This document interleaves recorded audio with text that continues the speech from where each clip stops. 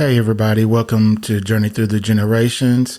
And our episode today is a list of things that you can buy for the family researcher in your life for Christmas. Yes. It's that time of year.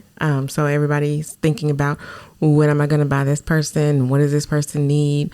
So I'm sure if you have a family historian or genealogist on your list, it can kind of be hard to buy something for them. So hopefully these ideas help. Yep. So the last time we did this was back in 2019. So It's been a couple of years. And so we look forward to bringing you some new items. But before we do that, we have a special announcement that we want to talk about and let you know about. And that is for the third year in a row, we have been selected as Roots Tech influencers. I'm so excited. For 2022 Roots Tech Conference. Yes. Which is all virtual again this year. Yes, it's all virtual. And we are going to be influencers this year. That means that we are going to be able to give you information coming up to the conference, speakers, presenters, expo hall. We will be able to tell all the information that we can prior to the actual conference. Right. And we'll be able to bring that information to you before everybody else gets that information.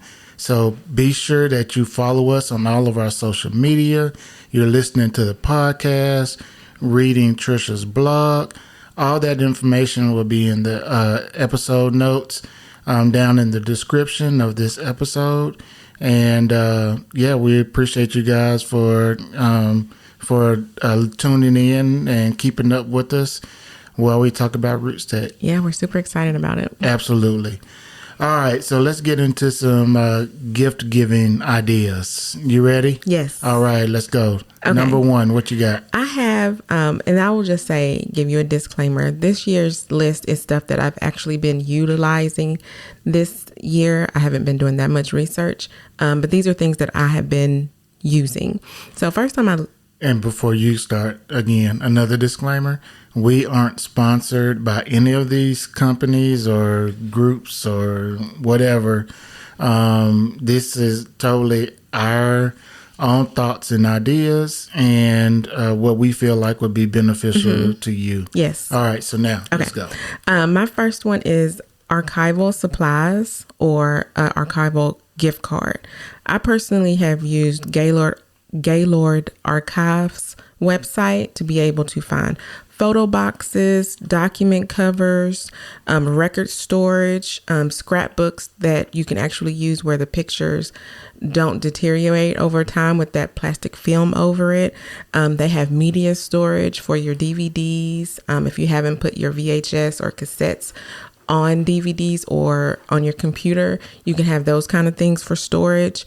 So this year I've been trying to organize a lot. So I was able to order some document covers and photo boxes, and they are just wonderful for organization. And I love mine. Yeah, that I agree.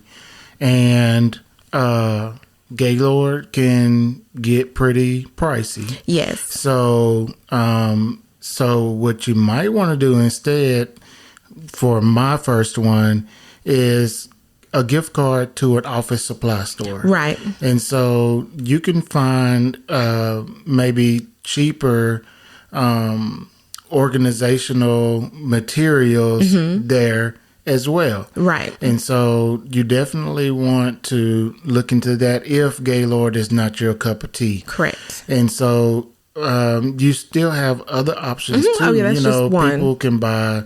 You can buy pencils and pens and papers and folders, notebooks and all that good stuff. You can get that at an office supply store. And Correct. That's great for the family research. Yeah, and I will say this time of year, at the end of the year, if you follow them on social media or you sign up for their email list, they're going to have sales this time of year with the 20 or 30% off because, Black Friday's coming up. So if you follow them on social media, then you'll be able to see when they have sales also. For sure. What's your next one? Okay, the next one is actually a gift that someone did for me. My nephew got me a photo book printed of some family photos. If you've been following the podcast or our blog for any time, then you know I do Wordless Wednesdays that features a family photo. So he took all of my Wordless Wednesdays that I have posted on my blog, and he made a photo book out of it. And it's a hardcover book. I don't remember the name of the company that he used, but just Google photo book publications or whatever. And I love mine. Yeah, there's a lot of companies and stores that do those. You can go to like a Walgreens, Sam's Club. I think Walmart may even do them too. So yeah, you can go to a lot of those places, and I'm sure I know that there are plenty of companies online that you can just upload the pictures and they print the book and send it to you. So, so yeah, look into all of those options and, choose the one that works for you. And so the next one that I think would be a good gift for the family researcher is a membership to a genealogy society. Yes, that is. That is a good way to get people involved, and choose one that's aligned with either the group or the organization or the family members that your family researcher is looking for. So if they're looking, during the American Revolution time frame, maybe Daughters of the American Revolution is one. If you're specialized in looking for African American family members, maybe the African American Historical and Genealogical Society is one.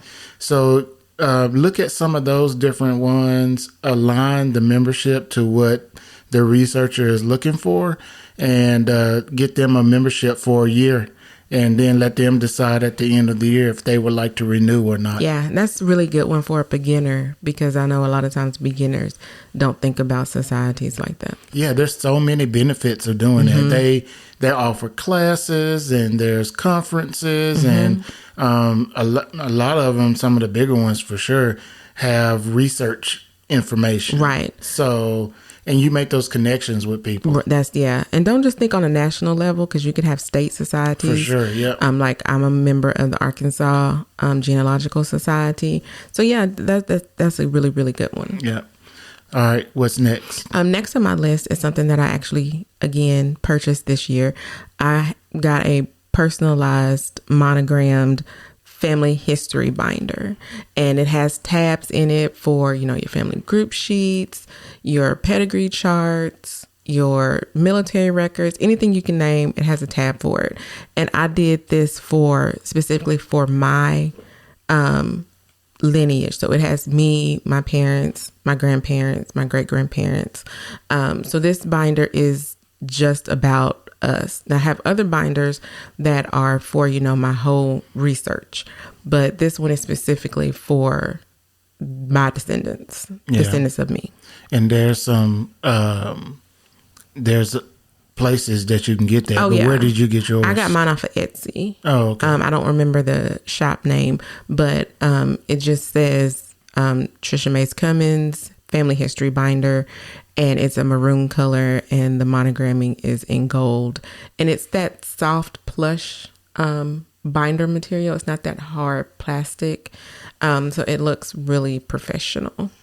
All right, so next on my list is a registration to a genealogy conference. Oh, that's a good one. We've talked about this before in the past, and you can do this any time of the year. But yeah, getting a registration for a conference is great. That is, yes. Now, I think going into 2022, we'll still have mostly virtual conferences because this pandemic won't go away. It just will not. People won't do right. It just won't. And so, so I think there'll still be virtual conferences, and then other people will have an hybrid conference, it's meaning there'll be some in-person part of the conference and a virtual part. And so, you'll have that available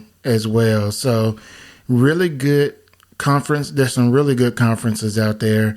They talk about just a plethora of information, different things, and you can pick and choose, what you want to go learn about. Yeah. And the thing to remember is that for the most part, virtual conferences you still have to pay for. So that's an expense that you could be helping the genealogist, family historian in your life with. Yeah. And the virtual conferences tend to be, I can't speak for all of them, but they tend to be cheaper than the in-person conferences because you're not paying for the space at the hotel and you're not paying for food and all these different things, the little swag bags and all that stuff. You're not paying for all that. And so the fees are a little bit cheaper, when it's virtual. So take that into account. And again, align the conference to what the person is researching in their family and get that done for them. That's a good one. So next on my list is a magnifying glass.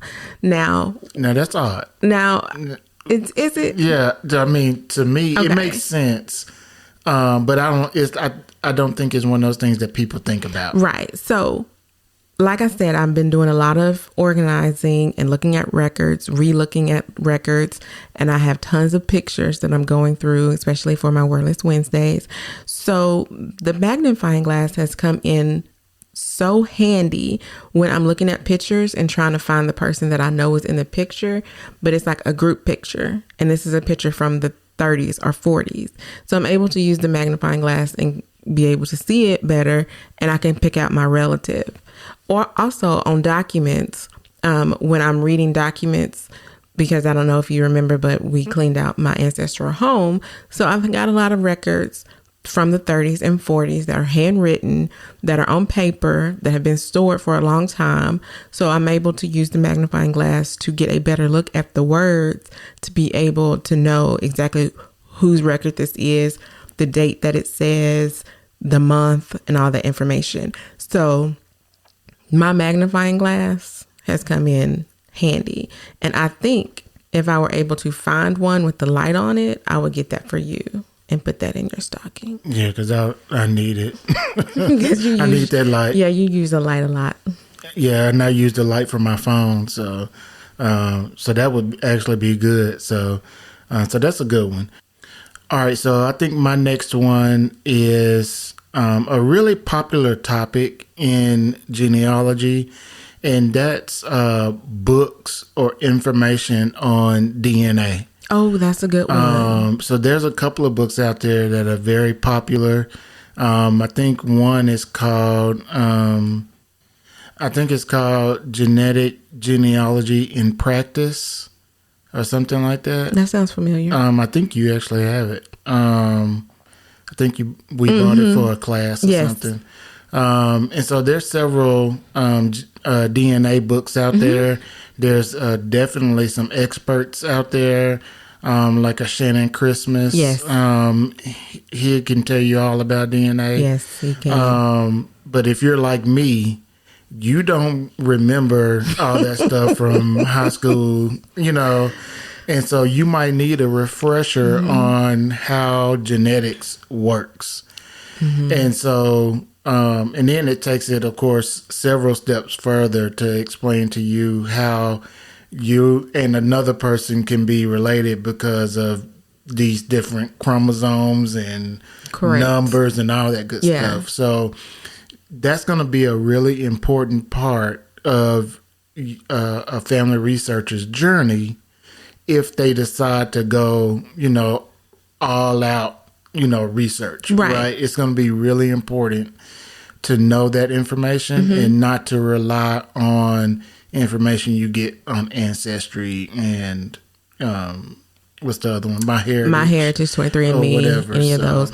And also those books actually help you to be able to use the information on those websites to be able to find more information. So then you can actually see this person has so much chromosomes or centimorgans. That really means that this person is my aunt and not my first cousin and stuff like that. So it can also help you navigate some of those DNA websites as well. Yeah, for sure. So look into getting something like that. And they have them for beginners, intermediate, that you can find a DNA book for any level of where you are.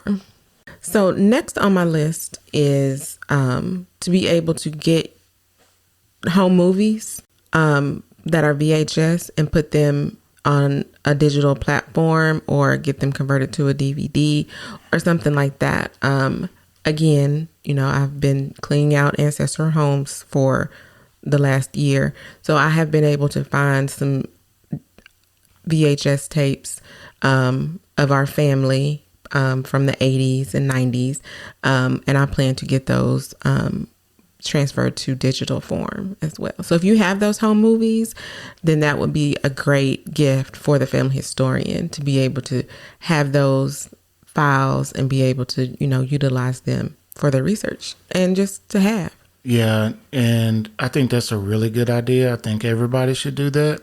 A couple of, tips or reasons why you need to do it is that those VHS tapes could, get messed up. They could get torn. The ribbon. They could, the film in there. That's what it's called, film. You could lose it. Something could have been taped over it. Mm-hmm. There's not a ton of VHS players out there anymore. No. I bought one from the Goodwill store, hoping it was going to work, but it didn't. No. And I think it tore that video up. Well, we got a VHS from the Goodwill. I used another to test it. It cost like $0.25, and it was like a kid's movie, and we tested it, and it tore the film ribbon thing up. Yep. So there are companies out there that can do them for you, and you can try to do it for yourself. But I would recommend that you have some sort of tech, background or know what you're doing. Right. Because you could mess something up. So look online and see if you can find something. And then I would say real quick is that if you get them done digitally, get a backup copy. You never know. You might lose one in a move. One might get scratched and it doesn't work anymore. So yeah, you definitely want to do that. All right. And so I think this is my last one, right? So my last one is something that was talked about quite a bit during the AUX conference in October.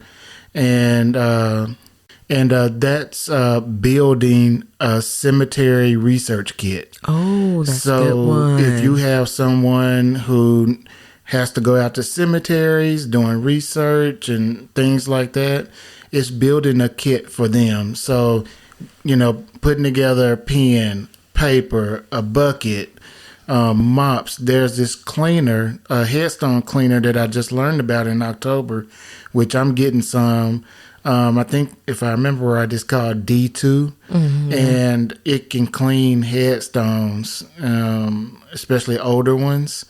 There's a specific way you have to use it, so you make sure you follow the instructions. But put all that stuff together, scrubbing brushes, soft bristle, and things like that. Put together a kit and give that to a family member. That's a really good one. I like that one.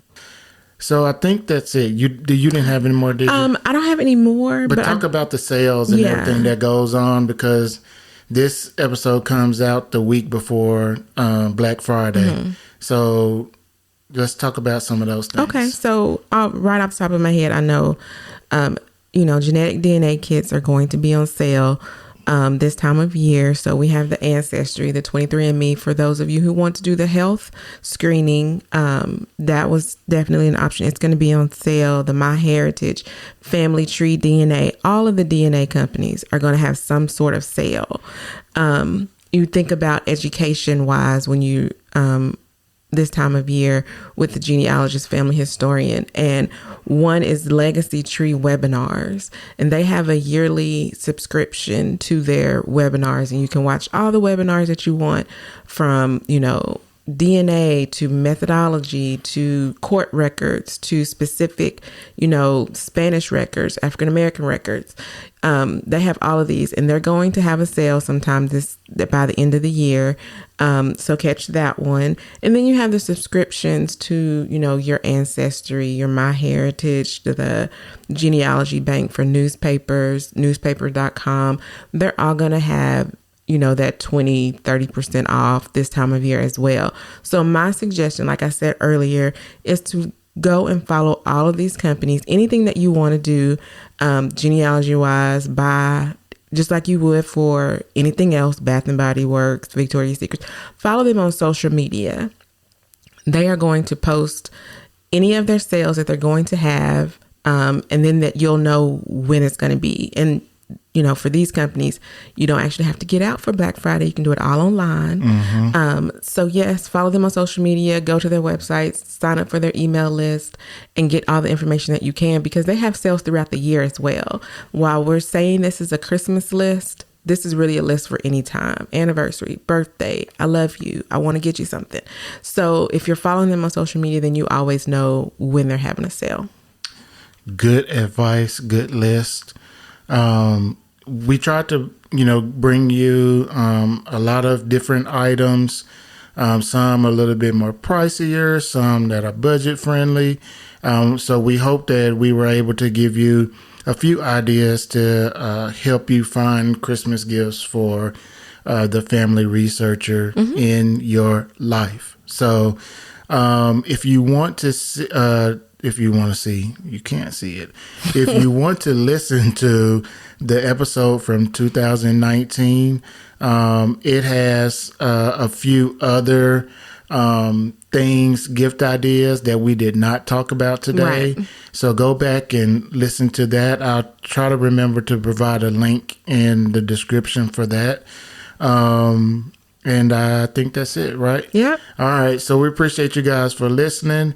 Make sure you follow us on all of our social media for updates on Roots Tech, and also to know when new podcasts are coming out and other information that we share. All those things and links and all that good stuff will be in the episode notes down in the description box. And I think we'll call it a day. Thanks, you guys. All right, thanks, guys. Appreciate you guys for listening. I can't talk. Appreciate you guys for listening. Merry Christmas, and like Trisha said, happy shopping. Be safe, y'all.